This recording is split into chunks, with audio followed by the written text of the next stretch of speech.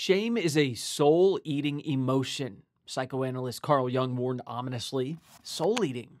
That's bleak, especially when you consider that feeling is a basic part of being human. Just how negative shame can be depends on how intense it is, and more importantly, how we respond to it. For the sake of definition, experts delineate between shame and two other emotions, embarrassment and guilt.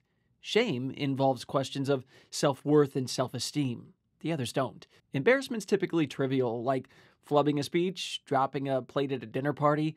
It doesn't feel good because it's embarrassing, but the feeling stops well short of raising questions about who you are as a person. Guilt follows a behavior that affected somebody else. For instance, a joke that maybe stung a little too much. Guilt can be useful because it signals that corrective action is needed, like an apology. Again, who you are as a person, not an issue. Then there's shame. Severe shame is often linked to a major trauma or a defining negative event, childhood abuse, addiction, financial problems. But everyone, except for sociopaths, experiences some degree of shame from time to time. It's normal. Shame triggers for men often have to do with perceptions of weakness.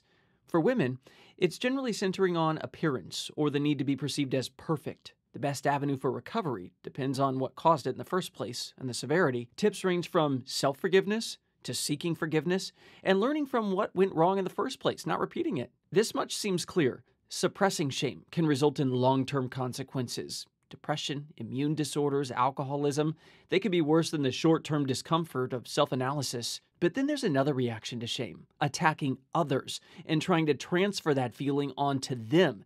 This can involve expressing contempt toward another group or another person, trying to shame them. Think scapegoat. It's sort of a turning the tables tactic. This is a common maneuver among narcissists who suffer from internalized shame they don't want to feel. In addition to lashing out, experts say they can appear self-inflating or entitled and provoke envy in people around them. In other words, depending on how it's dealt with, shame can be constructive, a temporary unpleasantness that leads to long-term improvement, or it can be destructive, not only for the person experiencing it, but for everyone around them.